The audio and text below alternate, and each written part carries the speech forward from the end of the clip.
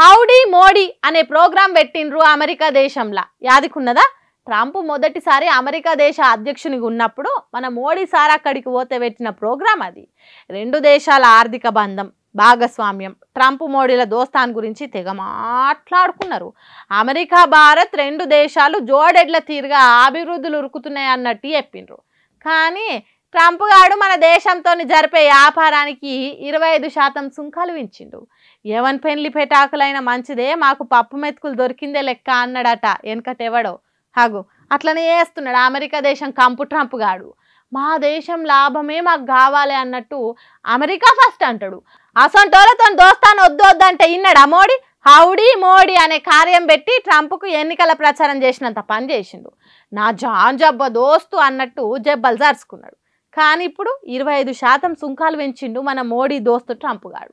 మంచోడు మంచోడు అంటే మంచం కింది జొర్రిండు అన్నట్టు దోస్తు జాను జిగిరి సోపతిగాడు అనుకుంటే మోడీ సార్కు కాదు భారతదేశానికే టోపీ పెట్టిండు.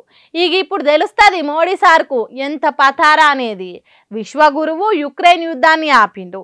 లోకనాయకుడు అనే మాటల విలువ తెలుస్తుంది. పెంచిన సుంకాలను తగ్గిస్తే అమెరికా దేశం మెడలు ఉంచగలిగితే అప్పుడు అవన్నీ నమ్మొచ్చు. మీ దోస్తాన్ దేశానికి లాభమా నష్టమా జర ఒక్కసారి ఆలోచన చేయండి మోడీ సాబ్ అని అడుగుతున్నారు భారతదేశ ప్రజలు. మరి ఈ సుంకాలు తగ్గించేదానికి ఎటువంటి ఉపాయాలు చేస్తాడో మోడీ సారు చూడాలి. నేను కొడితే మామూలు కొట్టుడు కొట్టను, అది నాకు అలవాట్లేదు అని కేసీఆర్ అన్నాడు. యాదికున్నదా? హాగో అట్లనే ఈడ్చి దెబ్బ కొట్టే గడియ రానే వచ్చింది అంటున్నారు.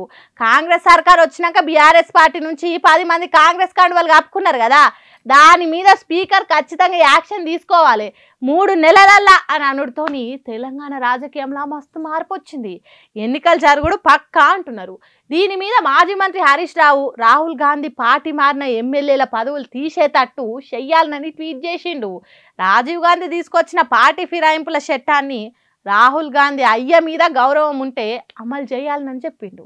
అదే ముచ్చట మీద కాంగ్రెస్ పార్టీ ఎంపీ సామల కిరణ్ కుమార్ రెడ్డి ఏమంటున్నాడంటే, స్పీకర్ నిర్ణయం తీసుకున్న దాన్ని బట్టి కాంగ్రెస్ పార్టీ కట్టుబడి ఉంటుంది. స్పీకర్ ఏ నిర్ణయం తీసుకున్నా ఒకవేళ బై ఎన్నికలు వస్తే బై ఎన్నికలు నిలబడి గెలుస్తాం. ఎందుకంటే ఇవాళ ప్రజాపాలన బ్రహ్మాండంగా చేస్తున్నాం. ప్రజలు మా వైపుర్రు.